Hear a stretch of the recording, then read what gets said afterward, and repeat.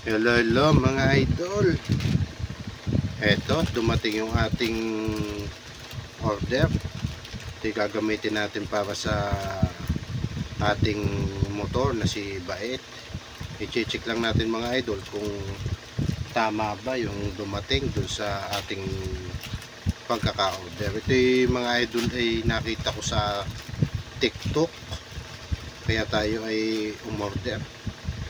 Protection din to kasi sa upuan ni Bait, kasi madaming pusa naglipana. Kinakay yung upuan. Magandang pagkakabalot mga idol. Ay titingnan natin kung ito nga o mali ang ibinigay. Parang maliit mga idol. Pambalot daw to sa upuan. Maganda kasi yung review dun sa TikTok, kaya tayo ay nainggan yung kumuha. Makapal nga mga idol ang tela. Mukhang ayos naman mga idol. Ayan no, mga idol, makapal mga idol. 50% off ngayon to mga idol. Gugupitin na lang natin mga idol itong mga sobra-sobra dito na mga sinulid mga idol. Ayan, makita naman ninyo oh.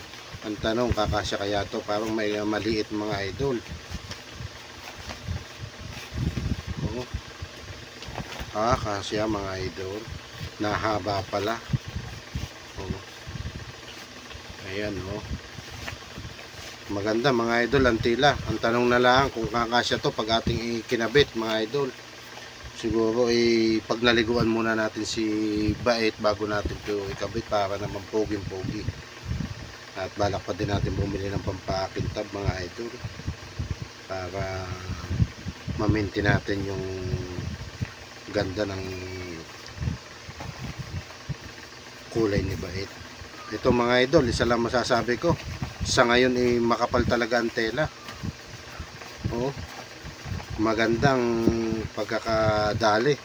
Murang-mura lang to mga idol, mahigit lang 100 kasi 50% off.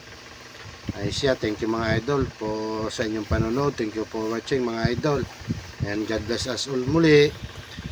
Bye bye and peace out.